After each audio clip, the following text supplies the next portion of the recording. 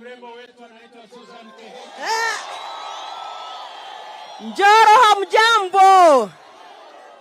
Your Excellency Rais wetu, mimi sitaongea sana isipokuwa kusema asanti sana kwa yale maendeleo umeendelea kutupatia katika kaunti ya Nakuru. Sasa umefungua barabara, wakulima wataweza kuleta chakula kwa soko. Si ndio hiyo? Na nyinyi watu wa Njoro, mnajua rais wetu alitupatia minister round hii kutoka Nakuru County wa mashamba. Mnajua hivyo? Na Your Excellency and our Minister for Lands, tuna shida sana hapa Nakuru ya mashamba ya caveats.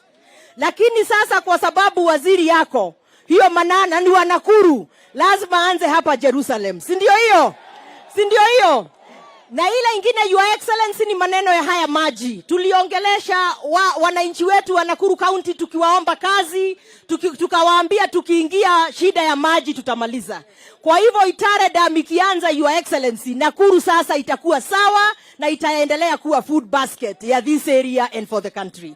Na nikimalizia Your Excellency, hii maneno ya agro city yenye tunafanya na wewe, aggregation centers na industrial park.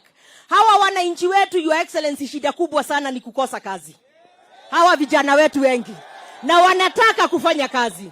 Kwa hivyo tutasaidiana, na ninakushukuru kwa sababu tangu uingia tumekaa mikutano mingi sana ukinisaidia kupanga Nakuru. Kwa hivyo vile tutasaidiana Your Excellency, ukileta hiyo affordable housing na low cost housing, na mimi vijana wetu wa Nakuru County najitolea kuwasaidia kupata technical skills za kupata kazi kwa hiyo ujenzi. Si ndio hiyo? Kama ni kuwa electrician, plumbers, painters, wa kuweka tile na hiyo ingine yote. Na pia kwa hizo aggregation centers, our farmers mutaweza sasa kuwa hamuna post harvest loss. Nikimaliza Your Excellency, unajua sasa nikiwa governor siwezi ongea siasa sana. Lakini nilitaka ufike hapa leo ni kuangalie macho kwa macho. Nione kama siku hizi umekuwa soft. Kama yule mtu akitendawili ameweza kukushake kidogo. Nikwambie Nakuru County tuko gangari. Nakuru County hatutaki handshake. Munataka handshake? Nakuru County hakuna nusu mkate. Na Nakuru County hakuna maandamano, tunaandamana kwa shamba tukipanda ili bei ya chakula ishuke. Thank you very much, Your Excellency.